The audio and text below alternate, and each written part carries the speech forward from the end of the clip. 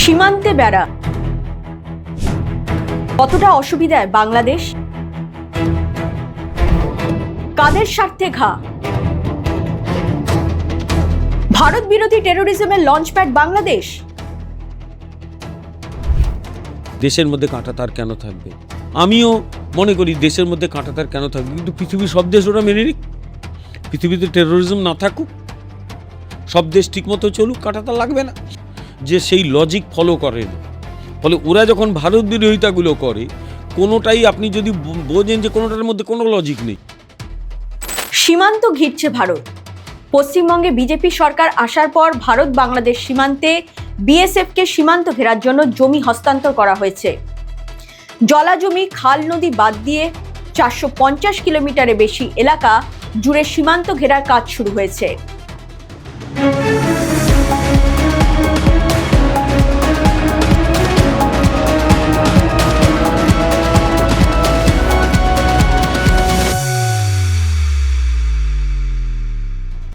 নিজের দেশের সীমান্তকে সুরক্ষিত করতে নিজ ভূমে কাঁটাতার বসাচ্ছে ভারত। বাংলাদেশের সমস্যা কোথায়? ভারত এবং বাংলাদেশের সমস্যার যে সম্পর্ক, তার মধ্যে না ওই কাঁটাতারের একটা কাঁটা সবসময় গলায় বাঁধে, সেটা হচ্ছে ইনফিল্ট্রেশন। যেটা আমার ধারণা যে ইনফিল্ট্রেশনের প্রক্রিয়াটা শুরু হয়েছিল 20th সেঞ্চুরি থেকেই, একদম মাঝামাঝি স্বাধীনতা থেকেই। আমরা জানি যে 1947 সালে ভারত স্বাধীন হলো এবং তার সঙ্গেই প্রায় 70 লক্ষ মানুষের লার্জ এক্সোডাস। তার আগে তো দেশ ভাগ হয়নি, তাই আমি ইনফিল্ট্রেশন বলবো না, এক জায়গায় মানুষ অন্য জায়গায় যেতেই পারতো। 47-এ 15ই আগস্ট তো দেশটা ভাগ হলো, দুটো সেপারেট দেশ হয়ে গেল। এবং তার সঙ্গেই প্রায় 70 লক্ষ বাঙালি হিন্দু বাংলাদেশ থেকে সে পালিয়ে এলো এবং পালিয়ে এসে তারা এখানে থাকতে শুরু করলো। এই যে ইনফিল্ট্রেশনের প্রক্রিয়া কিন্তু চলতেই থাকছে। অনুপ্রবেশ দুই দেশের সম্পর্কে বড় কাটা হয়ে দাঁড়িয়েছে। রাজনৈতিক পালাবদল হয়েছে। শেখ মুজিবুর রহমান থেকে জিয়াউর রহমান, এরশাদ, খালেদা জিয়ার হাতে ক্ষমতা হস্তান্তর হয়েছে। কেউ অনুপ্রবেশ মেনে নিয়েছেন, কেউ মানতে চাননি। সীমান্তে ঝুঁকি বেড়েছে। সাবেক মমতা সরকারের জমি হস্তান্তর না করার সিদ্ধান্ত বিষয়টিকে আরো জটিল করে তুলেছিল। এখন প্রশ্ন, কাঁটাতার বসালেই কি অনুপ্রবেশ নিশ্চিহ্ন করা সম্ভব? বিভিন্ন জায়গায় বিএসএফ আউটপোস্ট থাকে। যখনই বিএসএফ আউটপোস্ট একটু এদিক ওদিক হয়, চক্করে চলে আসতে পারে। কারণ মানুষগুলো একই রকম দেখতে, ভাষা একই, খাদ্যাভ্যাস একই, ফলে এসে এখানে মিশে যাওয়াটা তো কঠিন কিচ্ছু নয়। তাহলে বর্ডার ফেন্সিং হলে কি হবে? বিএসএফ খুব নিশ্চিন্তে তারা কিন্তু বর্ডারটাতে ম্যানিং করতে পারবে। ভারত নিজের সীমান্ত ঘিরবে, বাংলাদেশের এত মাথা ব্যথা কেন? কেন সোশ্যাল মিডিয়ায় ভুরি ভুরি ন্যারেটিভ? পশ্চিমবঙ্গে কী হয়েছে? কিচ্ছু হয়নি, কিন্তু এগুলো রটানো হচ্ছে এবং কিছু লোক বিশ্বাস করছে। আসলে এই যে সোশ্যাল মিডিয়া, বাংলাদেশের 90% লোক কিন্তু সোশ্যাল মিডিয়া ইউজ করে, কিন্তু অদ্ভুতভাবে তারা এই সোশ্যাল মিডিয়ায় এই ফলস ন্যারেটিভগুলোর দ্বারা ভীষণভাবে প্রভাবিত হয়ে যায়। শেখ হাসিনা বিরোধী আন্দোলনের ক্ষেত্রে কিন্তু এটা দেখা গিয়েছিল, এই ফলস ন্যারেটিভগুলো কিন্তু তারা করেছিল। বাংলাদেশে এখন যেটা করছে সেটা হচ্ছে যে মোটামুটি একটা গোষ্ঠী এখন খুব পাওয়ারফুল হয়েছে, যারা বেসিক্যালি ছিল স্বাধীনতা সংগ্রাম বিরোধী। তারা মনে করতো বাংলাদেশের স্বাধীনতার দরকার নেই, পাকিস্তানের একটা অংশ হিসেবেই তো বাংলাদেশ ভালো ছিল। এবং তারা মনে করে যে ভারতবর্ষ বাংলাদেশ স্বাধীনতার জন্য হেল্প করেছে তার নিজের স্বার্থে, কারণ ভারতবর্ষ দক্ষিণ এশিয়ায় একটা বড়দা হতে চায়, বড় ভাই হতে চায়, ওই জন্যে এটা করেছে। এটা আমি নিজে বাংলাদেশে গিয়েছিলাম সম্ভবত 2021 সালে, ওই করোনার একটু আগে আমি ব্যাক করে চলে এসেছিলাম।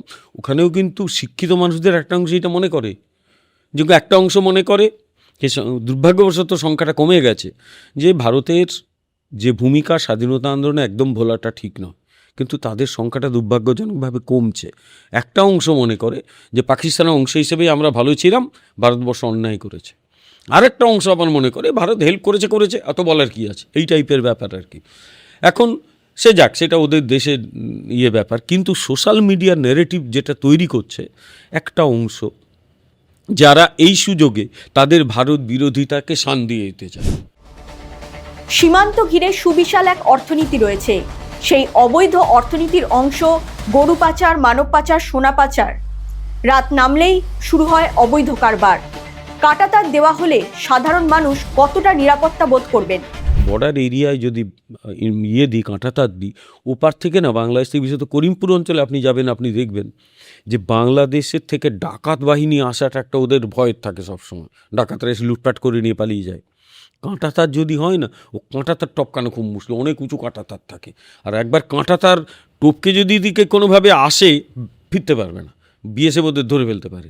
ফলে কিন্তু ওরা অনেক নিশ্চিন্তে থাকতে পারে। আপনি একদম নদিয়া যান না, মাসদিয়া থেকে শুরু করে গেদে ওই চত্বরে, একদম এখানে মানুষের বাড়ি, একটু গেলেই কাঁটাতার আছে, কিন্তু দিব্যি মানুষ আছে, কোনো অসুবিধা নেই। সবেতেই ভারতের জুজু দেখে বাংলাদেশ, এখন সেটা বাংলাদেশের জাতীয় রাজনীতির অংশ হয়ে দাঁড়িয়েছে। সমস্যাটা হতে পারে রাজনৈতিক সমস্যা, কারণ ধরা যাক বাংলাদেশে না একটা অদ্ভুত রাজনীতি আছে, আমি গিয়েও দেখেছি।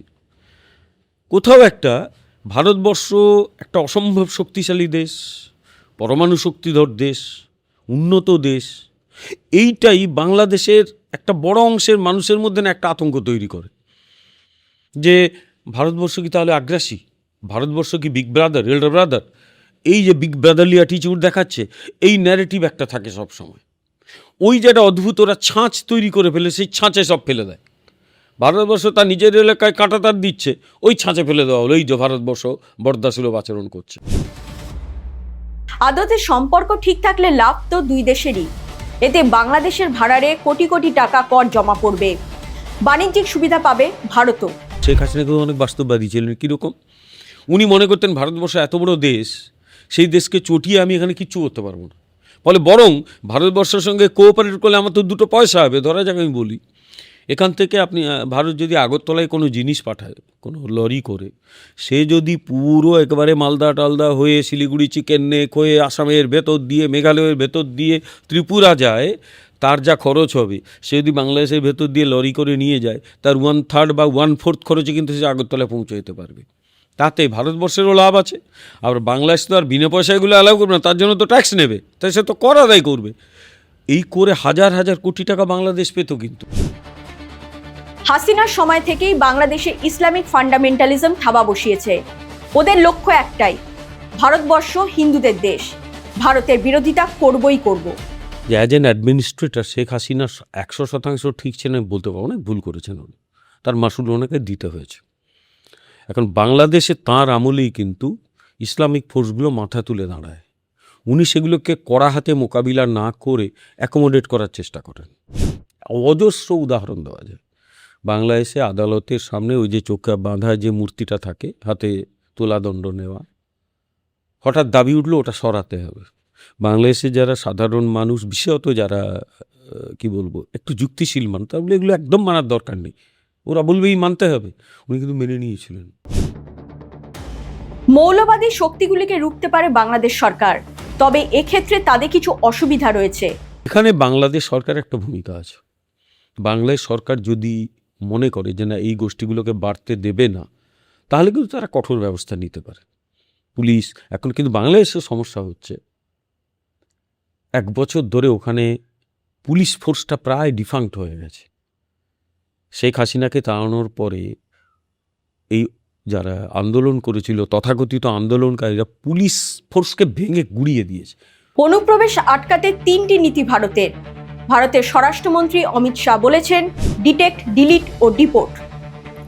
ভারত নিজের সীমান্তকে সুরক্ষিত করবে, তাতে কার কি বলার থাকতে পারে। ভারত এখন ইন্টারন্যাশনাল টেরোরিজমের অন্যতম টার্গেট। বাংলাদেশকে ভারত বিরোধী টেরোরিজমের লঞ্চপ্যাড হিসেবে ব্যবহারের চেষ্টা হচ্ছে। ইউনুস টেরোরিস্টদের গোল্লাছুট দিয়ে গিয়েছেন।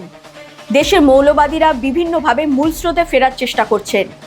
তাই কথায় কথায় এত ভারত বিরোধিতা। সোশ্যাল মিডিয়াগুলিতে ফেক নিউজের ছড়াছড়ি, ভারত বিরোধী জিগির তোলার চেষ্টা হচ্ছে। ভারত একটা অসম্ভব শক্তিশালী দেশ। বাংলাদেশের একটা বড় অংশের মানুষের মধ্যে ভারত সম্পর্কে ভীতি তৈরি করা হচ্ছে। তাদের মধ্যে ভয় ও আশঙ্কা তৈরি করে সেটাকে কাজে লাগানোর চেষ্টা করছে জামাতের মতো দলগুলি। কিন্তু ভারত তার নিরাপত্তার সঙ্গে কোনোভাবে কম্প্রোমাইজ করবে না, প্রতিনিয়ত কাজ করে যাচ্ছে সেই লক্ষ্যে। আর তারই একটা অংশ সীমান্ত সুরক্ষিত করা। এরকম আরও খবর পেতে নজর রাখুন জিও পালস টিভিতে।